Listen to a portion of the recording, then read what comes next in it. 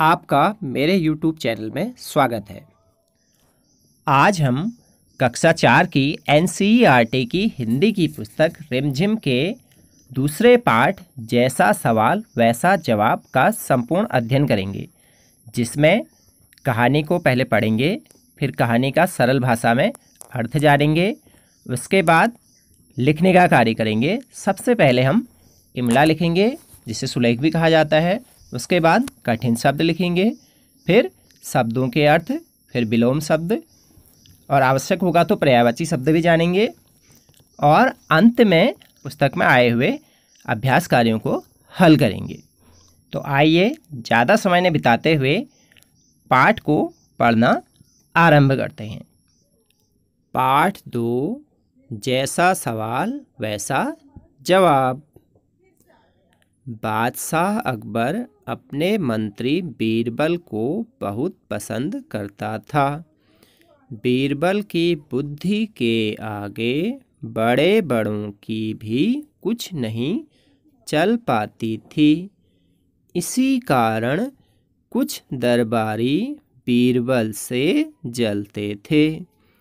वे बीरबल को मुसीबत में फंसाने के तरीके सोचते रहते थे।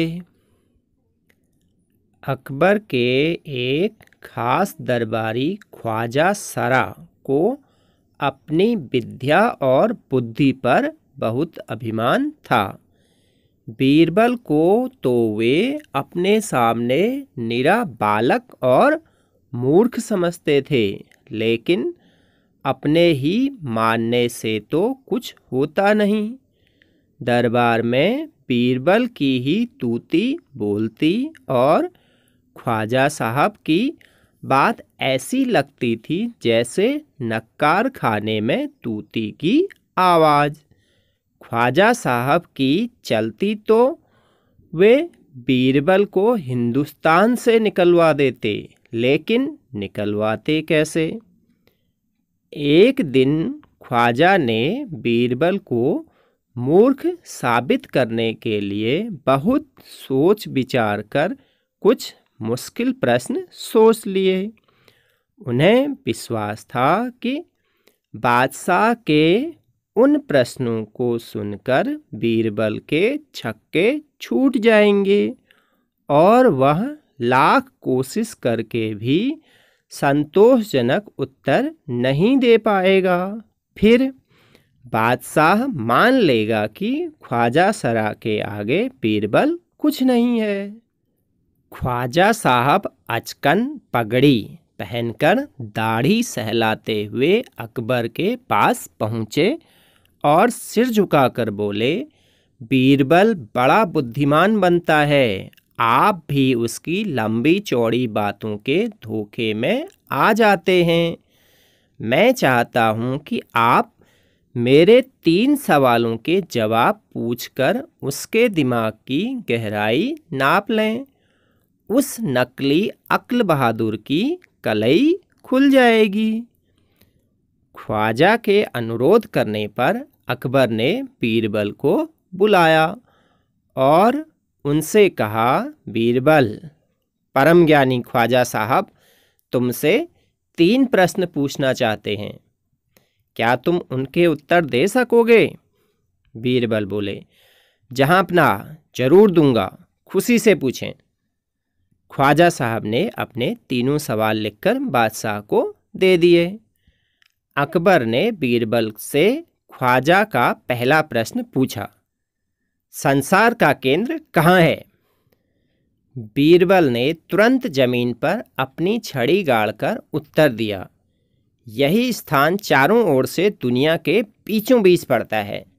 यदि ख्वाजा साहब को विश्वास न हो तो वे फीते से सारी दुनिया को नापकर दिखा दें कि मेरी बात गलत है। अकबर ने दूसरा प्रश्न किया, आकाश में कितने तारे हैं? बीरबल ने एक भेड़ मंगवाकर कहा, इस भेड़ के शरीर में जितने बाल हैं उतने ही तारे आसमान में हैं।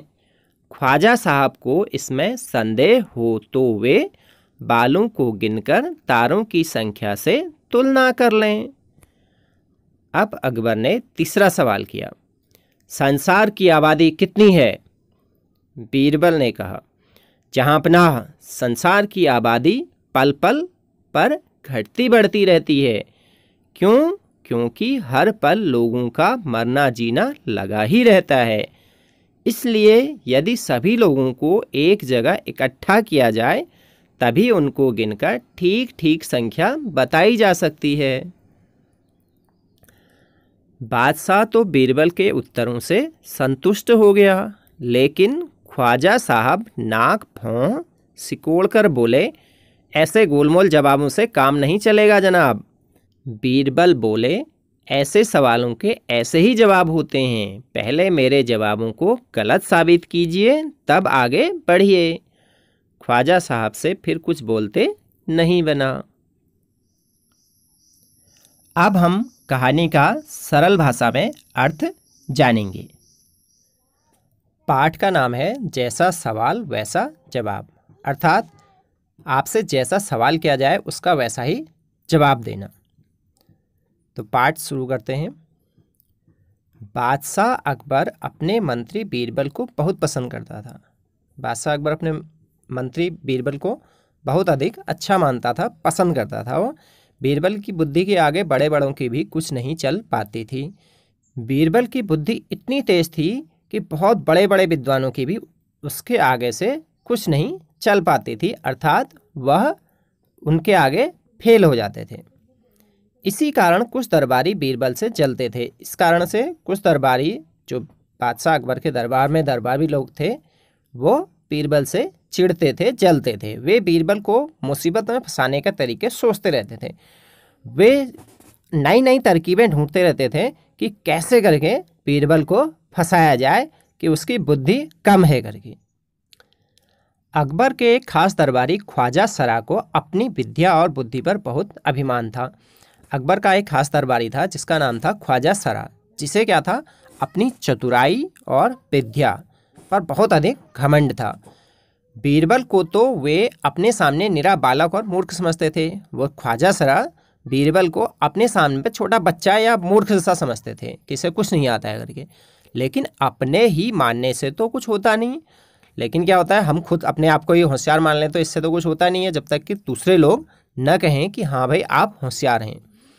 दरबार में बीरबल की ही तूती बोलती और ख्वाजा साहब की बात ऐसी लगती थी जैसे नक्कार खाने में तूती की आवाज़। सभी दरबारी लोग बीरबल को ही अच्छा मानते थे। उसकी तूती बोलना मतलब सब लोग उसकी प्रशंसा करते थे, सभी लोग उसको ही चाहते थे। जबकि ख्वाजा साहब की आवाज़ दब के रह जाती थी। जैसे एक कहीं कोने में जरा सा कोई नगाड़ा बज रहा होगा तो उसकी आवाज़ दूर तक नहीं पहुंच पाती है, वैसे ही उसकी आवाज़ भी सब जगह नहीं पहुंच पाती थी या उसको लोग पसंद नहीं करते थे। ख्वाजा साहब की चलती तो वे बीरबल को हिंदुस्तान से निकलवा देते, लेकिन निकलवाते कैसे? अब ख्वाजा साहब की अगर राज दरबार में चलती मतलब उनका सब लोग कहना मानते तो वे बीरबल को हिंदुस्तान से निकलवा देते, मतलब भारतवर्ष से बाहर निकलवाते, मतलब अकबर के दरबार से निकलवा देते उसको। लेकिन निकलवाते कैसे? लेकिन कोई उनका कहना मानने वाला नहीं, कोई भी उनकी साइड लेने वाला नहीं था, तो कैसे निकलवाते उसको? एक दिन ख्वाजा ने बीरबल को मूर्ख साबित करने के लिए बहुत सोच विचार कर कुछ मुश्किल प्रश्न सोच लिए। एक दिन क्या हुआ कि ख्वाजा साहब जो थे उन्होंने कुछ प्रश्न सोच लिए, बहुत मुश्किल मुश्किल से प्रश्न सोच लिए कि जिनका उत्तर की किसी को भी पता नहीं चल पाएगा। ऐसे प्रश्न सोच लिए कि जिससे कि बीरबल भी क्या हो जाए, मूर्ख साबित हो जाए कि उसे कुछ नहीं आता है करके। उन्हें विश्वास था कि बादशाह के उन प्रश्नों को सुनकर बीरबल के छक्के छूट जाएंगे। अर्थात ख्वाजा सरा को यह मालूम था, यह लगता था कि अगर बीरबल से जो उसने प्रश्न बना रखे हैं उससे वो प्रश्न बादशाह अकबर अगर पूछ लेगा तो बीरबल हार मान जाएगा। छक्के छूटना मतलब हार मान लेना या पूरी तरह पराजित हो जाना। और वह लाख कोशिश करके भी संतोषजनक उत्तर नहीं दे पाएगा, और वो कितनी ही कोशिश करेगा बीरबल उसके ठीक ठाक उत्तर नहीं दे पाएगा। फिर बादशाह मान लेगा कि ख्वाजा सरा के आगे बीरबल कुछ नहीं है। फिर ख्वाजा सरा सोचता था कि बादशाह अकबर यह मान लेगा कि ख्वाजा सरा ही सबसे होशियार है, बुद्धिमान है और बीरबल मूर्ख है। ख्वाजा साहब अचकन पगड़ी पहनकर दाढ़ी सहलाते हुए अकबर के पास पहुंचे। ख्वाजा साहब क्या हुआ, अब अपने प्रश्न बना लिए थे उनने, तो वो अचकन और पगड़ी पहन करके और दाढ़ी सहलाते हुए अकबर के पास पहुंच गए कि हाँ मैंने तो बड़े अच्छे अच्छे प्रश्न बना दिए हैं। यह सोच करके वो दाढ़ी को सहलाते हुए अकबर के पास पहुंचे और सिर झुका करके क्या बोले हो, बीरबल बड़ा बुद्धिमान बनता है, आप भी उसकी लंबी चौड़ी बातों के धोखे में आ जाते हैं। उसने कहा कि बीरबल तो अपने आप को बहुत ही बुद्धिमान सोचता है और आप भी जब उसके उत्तर होते हैं उनको सुन करके आप भी उसके धोखे में आ जाते हैं कि हाँ भाई बीरबल ही होशियार है। मैं चाहता हूँ कि आप मेरे 3 सवालों के जवाब पूछकर उसके दिमाग की गहराई नाप लें।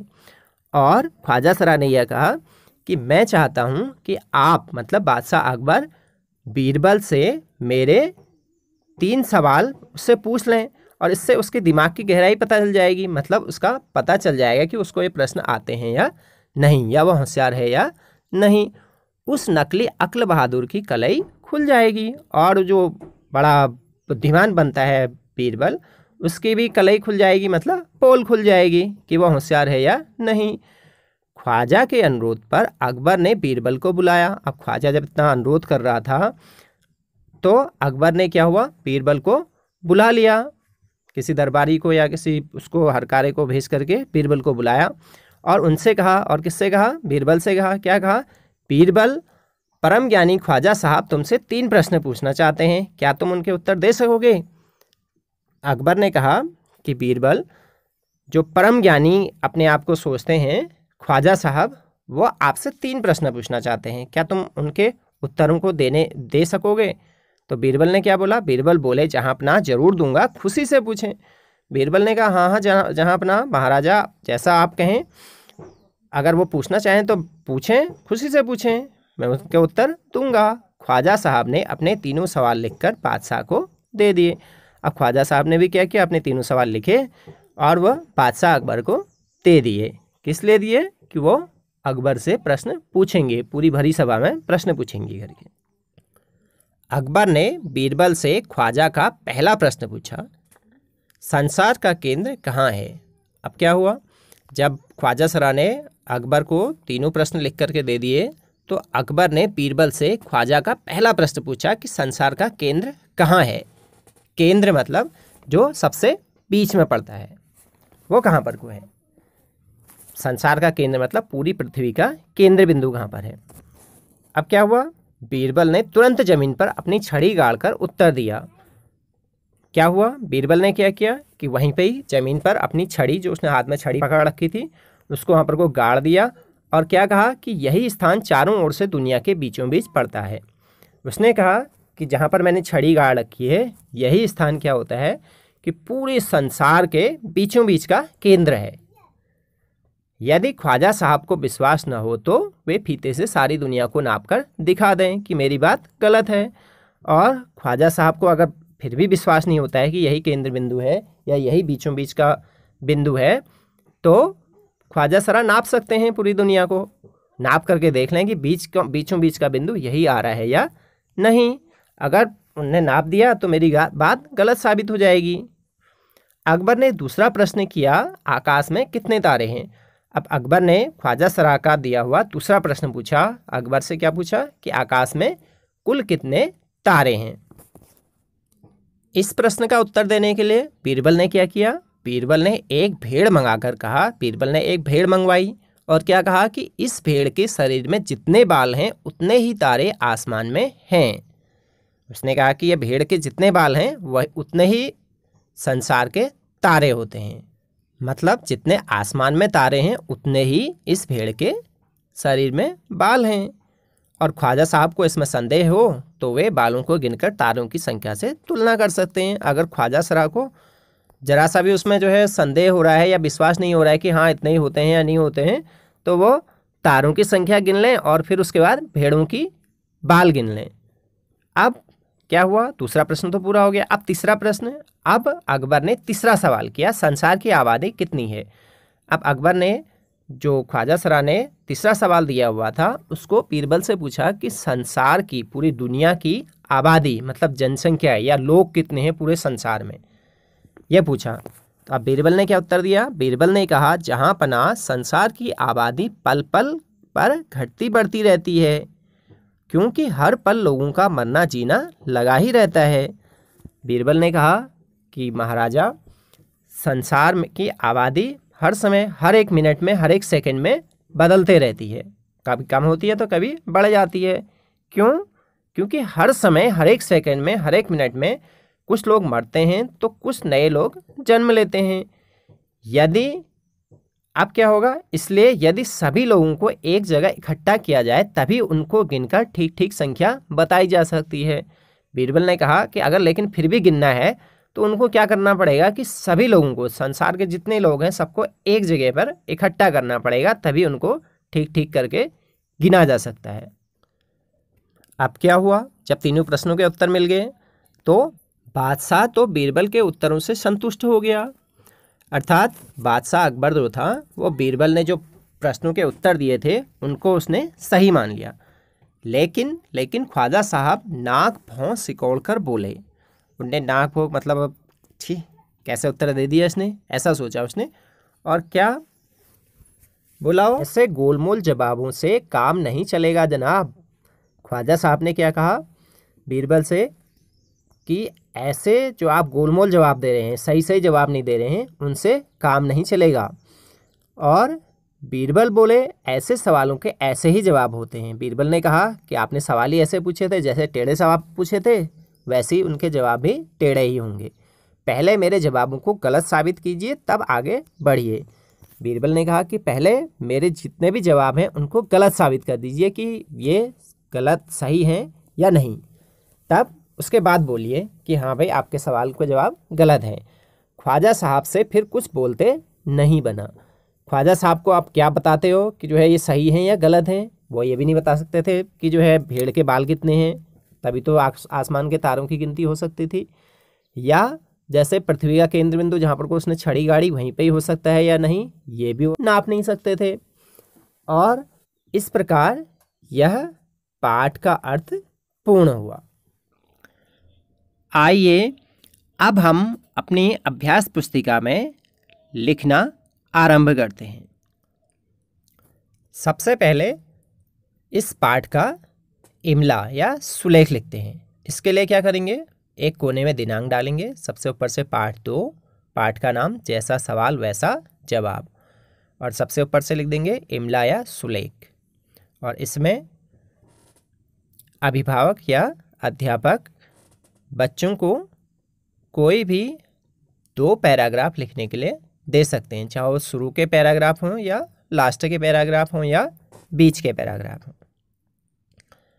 आइए अब इस पाठ में आए हुए कठिन शब्द या नए शब्दों को लिख लेते हैं।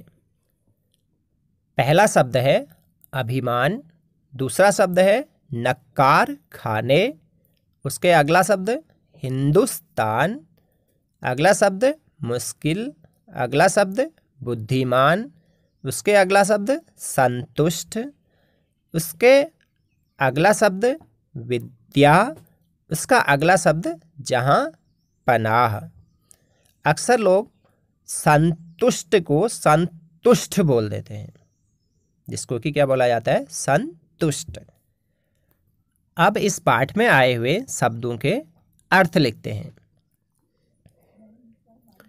पहला शब्द है मूर्ख, जिसका अर्थ होता है बेवकूफ। अगला शब्द विश्वास, जिसका अर्थ होता है भरोसा। अगला शब्द स्थान, जिसका अर्थ होता है जगह। अगला शब्द मुश्किल का अर्थ हो गया कठिन। अगला शब्द संख्या मतलब गिनती।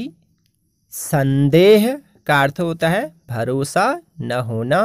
अगला शब्द आबादी मतलब लोगों की संख्या या जनसंख्या भी कहते हैं। लास्ट शब्द है तरीके का अर्थ होता है उपाय। आइए अब इस पाठ में आए हुए कुछ शब्दों के विलोम लिख लेते हैं। विलोम मतलब उल्टे अर्थ बताने वाले शब्द। पहला शब्द है आगे, जिसका विलोम होगा पीछे। अगला शब्द बड़ा का विलोम छोटा। अगला शब्द पसंद का विलोम नापसंद। अगला शब्द मूर्ख, जिसका विलोम होशियार या बुद्धिमान भी हो सकता है। अगला प्रश्न लिखा हुआ है जिसका विलोम होता है उत्तर। अगला है सवाल, जिसका विलोम होता है जवाब। अगला शब्द है गलत, जिसका विलोम होता है सही। अगला शब्द लिखा है आकाश, जिसका विलोम होता है पाताल। आइए अब पुस्तक में आए हुए अभ्यास कार्य को हल करते हैं। पहला टॉपिक है तुम्हारी बात। इसमें पहला प्रश्न क, ख्वाजा सरा के तीनों सवालों का क्या कोई और जवाब हो सकता है? अपने मन में सोचकर लिखो। इसका उत्तर होगा कि हाँ हो सकता है। क्या क्या उत्तर हो सकते हैं इसके? पहला, हिमालय की सबसे ऊंची चोटी संसार का केंद्र है। और उसके दूसरे प्रश्न का उत्तर हो सकता है क्या? एक बोरी सरसों में जितने दाने होते हैं उतने ही आकाश में तारे होंगे। या ऐसा भी कह सकते हैं कि एक बोरी तिल में जितने दाने होंगे उतने आकाश में तारे हैं। और तीसरे प्रश्न का उत्तर उसका ये हो सकता है कि जितने हमारे सिर पर बाल हैं संसार की आबादी भी उतनी ही है। अगला प्रश्न ख, अगर तुम ख्वाजा सरा की जगह पर होते तो बीरबल को हराने के लिए कौन से सवाल पूछते? इस प्रश्न का उत्तर यह हो सकता है कि अगर मैं ख्वाजा सरा की जगह पर होता तो मैं बीरबल को हराने के लिए उससे यह सवाल पूछता कि बादशाह का कहना है कि बीरबल मूर्ख है, उसे देश से निकाल देना चाहिए। तो क्या बादशाह ने झूठ बोला है या सच? अगला प्रश्न है प्रश्न ग, ख्वाजा सरा का बस चलता तो वे बीरबल को हिंदुस्तान से निकाल देते। अगर तुम्हारा बस चले तो तुम कौन कौन सी इच्छाएं पूरी करना चाहोगे? इसका उत्तर बच्चे खुद भी दे सकते हैं, क्योंकि उनका जो बस चले सबकी इच्छाएं अलग अलग सी होंगी। सारे बच्चों का इच्छाएं अलग अलग होती हैं, सभी लोग अलग अलग ढंग का उत्तर देंगे। लेकिन थोड़ा सा हेल्प करने के लिए ये हो सकता है कि जैसे कुछ बच्चे चाहेंगे कि वो आइसक्रीम खाना चाहेंगे, वो लिखेंगे, क्या लिखेंगे कि अगर मेरा बस चलता तो मैं ढेर सारी आइसक्रीम खाता, या ढेर सारी चॉकलेट खाता, या एक कार लेता और पूरे संसार की सैर करता, या हेलीकॉप्टर खरीदता और हेलीकॉप्टर में पूरे संसार की सैर करता। ये इसका उत्तर हो सकता है। अगला टॉपिक है बस। नीचे लिखे वाक्य पढ़ो। मैं बस में बैठकर स्कूल जाती हूँ। ख्वाजा सरा का बस चलता तो वे बीरबल को निकाल देते। बस अब रुक जाओ। बस 2 दिन की तो बात है, मैं आ जाऊँगी। ऊपर लिखे वाक्यों में बस शब्द के अलग अलग अर्थ हैं। अब इसी तरह चल शब्द से वाक्य बनाओ। संकेत दिए हुए हैं। संकेत चल, चल चल, चला, चलें, चलना, चलती, चलो। इस प्रश्न का उत्तर मैं क्रमवाइज बता देता हूँ कि पहला चल लिखा है, फिर चल चल इस तरह से, तो शुरू से चल। पहला बीच सड़क पर मत चल। दूसरा मैं तो चल चल कर थक गया। तीसरा तुम बैठो मैं तो चला। चौथा चलो अब पढ़ाई करो। पांचवा अब हमें चलना चाहिए। छठा इसी को चलती का नाम गाड़ी कहते हैं। सातवां कैसे चलें, राम तो आया ही नहीं। अगला टॉपिक है बड़े कहानी। एक दिन अकबर ने बीरबल से पूछा, बीरबल दुनिया में सबसे अधिक शक्तिशाली कौन है? बीरबल ने क्या कहा होगा? कहानी आगे बढ़ाओ। इस प्रश्न का उत्तर होगा, एक दिन अकबर ने बीरबल से पूछा दुनिया में सबसे शक्तिशाली कौन है?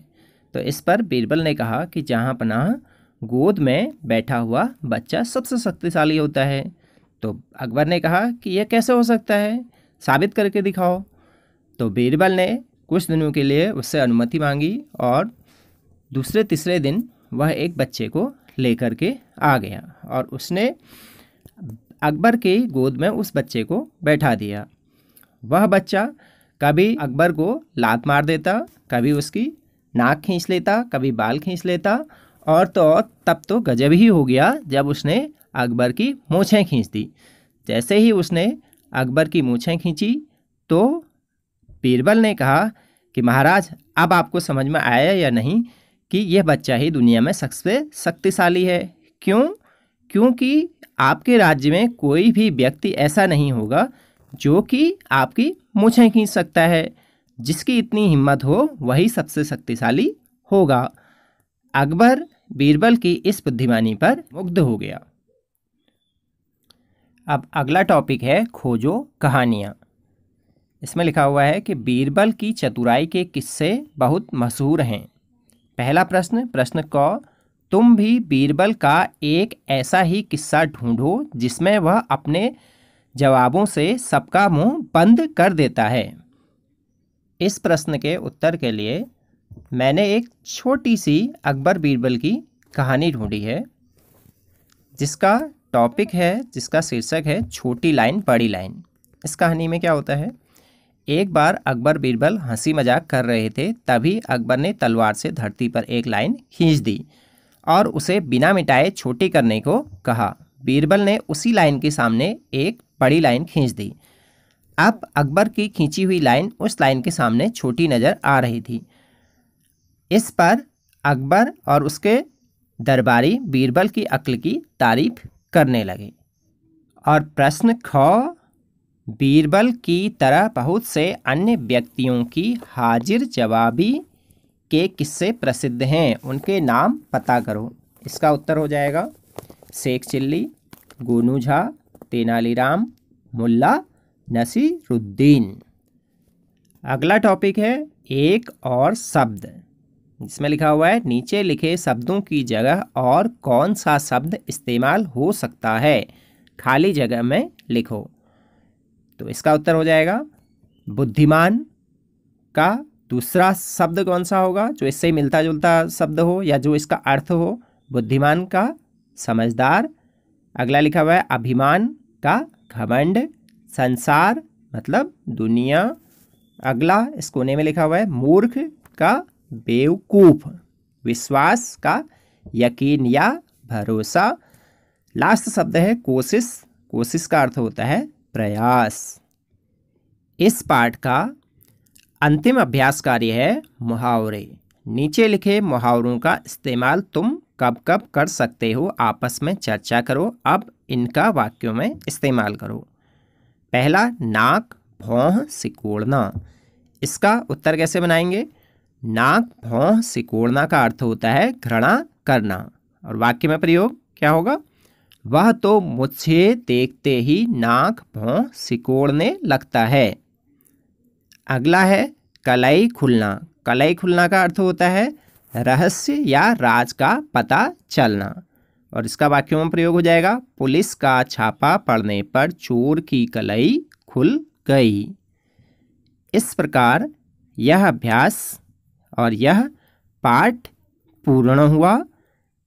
धन्यवाद।